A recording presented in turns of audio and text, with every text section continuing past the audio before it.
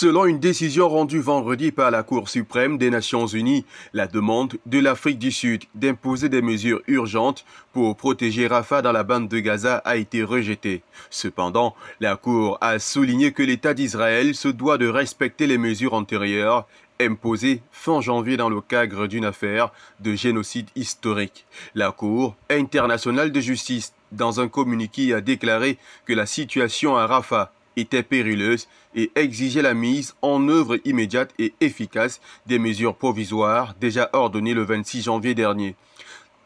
La Cour a également précisé que les mesures existantes s'appliquent dans toute la bande de Gaza, y compris à Rafah, et qu'aucune nouvelle ordonnance n'était nécessaire. La demande de l'Afrique du Sud visait à obtenir des mesures spécifiques pour protéger Rafah, une ville située dans la partie sud de la bande de Gaza, qui aurait récemment été exposée à des menaces et à des actions hostiles. L'Afrique du Sud souhaitait que la Cour suprême des Nations Unies prenne des mesures immédiates afin de protéger les civils et d'éviter toute escalade de la violence. Bien que la demande de l'Afrique du Sud ait été rejetée, la Cour a réaffirmé l'importance des mesures antérieures qui étaient déjà en vigueur.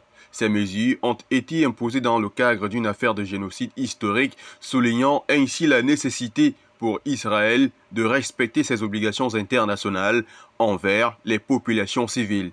Pour bien d'observateurs, la décision de la Cour suprême des Nations Unies marque une étape importante dans la résolution de la situation à Rafah et souligne l'importance du respect du droit international humanitaire.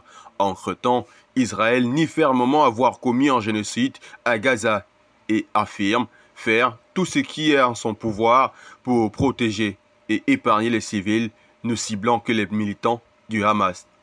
Il déclare que la tactique du Hamas consistant à se cacher dans les zones civiles rend difficile d'éviter les pertes civiles.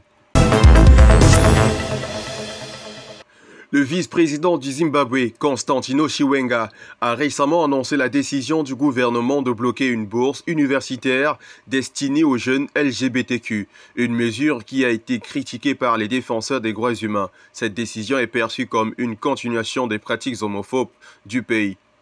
La bourse d'études de l'Université d'État qui était disponible pour les personnes âgées de 18 à 35 ans était parrainée par GALST, une organisation de membres de LGBTQ au Zimbabwe.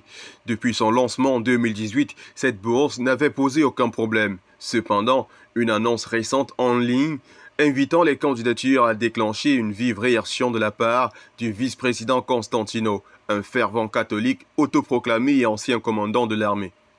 Les défenseurs des droits humains ont exprimé leur indignation face à cette décision, soulignant qu'elle témoigne des pratiques homophobes persistantes au Zimbabwe.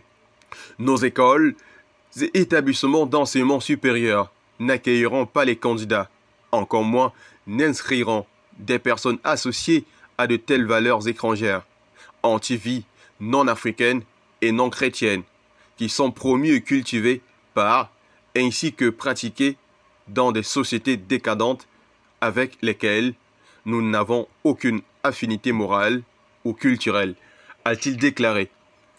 Les défenseurs des droits des LGBTQ estiment que cette décision est en contradiction avec les principes fondamentaux des droits humains universels qui garantissent l'égalité des chances et le respect de la diversité. Pour rappel, à l'exemple de nombreux pays africains, le Zimbabwe a des lois criminalisant l'activité homosexuelle. Les relations sexuelles entre deux hommes sont passibles d'une peine pouvant aller jusqu'à Les relations sexuelles entre deux hommes sont passibles d'une peine pouvant aller jusqu'à 1 à 2 ans de prison. Les relations sexuelles entre hommes sont passibles d'une peine pouvant aller jusqu'à 1 an de prison. Et la constitution du pays interdit les mariages entre personnes de même sexe. Les autorités somaliennes ont réclamé une enquête auprès de l'organisation panafricaine après que les forces de sécurité éthiopiennes ont bloqué le convoi dans lequel se trouvait le chef de l'État somalien Hassan Sheikh Mahmoud avec son homologue djiboutien Ismail Omar Guelleh. Le différend entre la Somalie et l'Éthiopie s'est intensifié après la récente signature d'un mémorandum d'entente entre Addis Abeba et le Somaliland.